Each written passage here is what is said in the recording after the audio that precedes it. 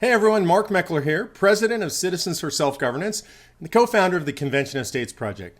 We get great questions all the time from our supporters all across the country. We get them by email. Sometimes they're calling into our office. So I wanted to answer some of the more common questions we get. And I want to start today by going to one that's really at the heart of the issue. I get asked all the time, our support staff gets asked all the time, if there are particular amendments that we're looking to have passed. And specifically, people ask us things like, are you guys promoting term limits?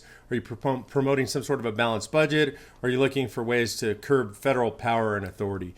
Those are kind of the general categories I get on a pretty regular basis. And the answer to all of those is yes. We absolutely are trying to open up all of those things. Those are the kind of amendments we want to talk about. It's really important to understand how the COS, the Convention of States application, is structured because it's really unique. There's a reason we did it this way. So the way it's structured, instead of being about a single amendment, like say a balanced budget amendment, it's about subject matter areas.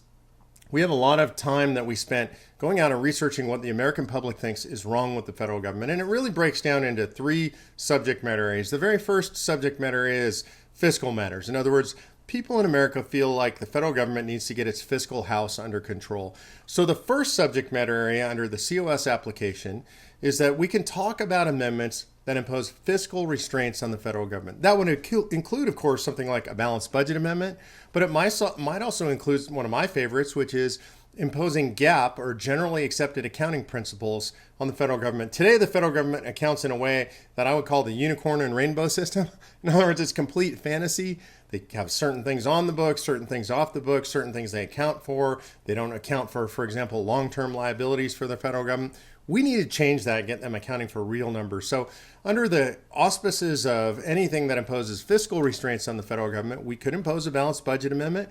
We could impose generally accepted accounting principles. We could say taxation is limited to a certain percentage of GDP. There's all kinds of things we can do. And I have faith that when we get into convention, smart Americans are going to get together and come up with some of the best ideas, things that we could never have thought of.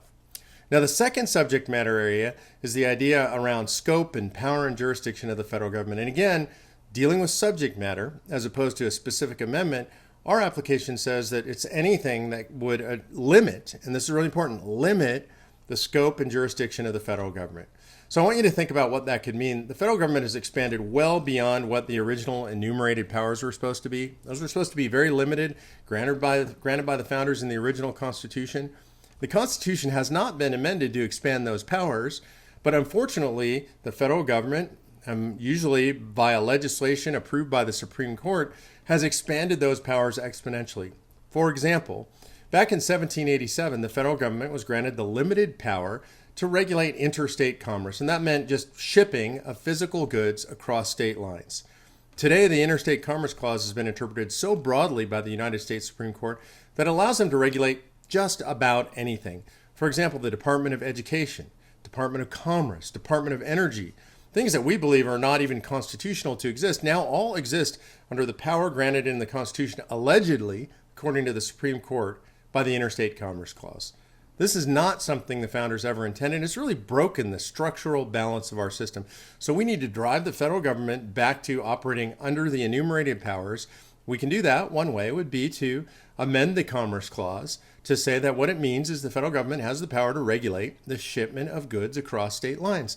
There's a good reason for this, by the way. Back in the days of the founding and back around the Constitutional Convention, the states were starting to get involved in trade wars against each other, really restricting via tariffs and other burdensome regulations the shipment of goods across state lines. So Congress was empowered and the federal government was empowered to regularize that traffic, regularize that kind of trade so that there wouldn't be trade wars between the states. So we could dramatically limit the federal government by limiting the application of the Commerce Clause. So that would limit the scope, power, and jurisdiction of the federal government. Another one that's a favorite of a lot of people is to say specifically the federal government may not in any way be involved in education. The Department of Education has spent literally hundreds of billions of dollars trying to influence the way we educate our kids, and they've done a pretty good job of propagandizing them, but they've had literally no increase in standardized test scores. No increase in performance, but hundreds of billions of our tax dollars taken and then spent to tell us how to educate our kids, which have resulted in nothing but failure.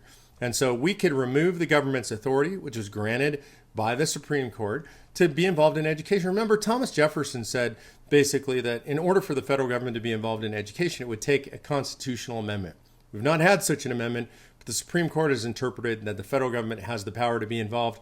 We need to remove that power. So those are the kind of things we could get into in scope and jurisdiction and power of the federal government. And then the last area, not necessarily in importance, but just the last area I'm going to discuss today, is about term limits.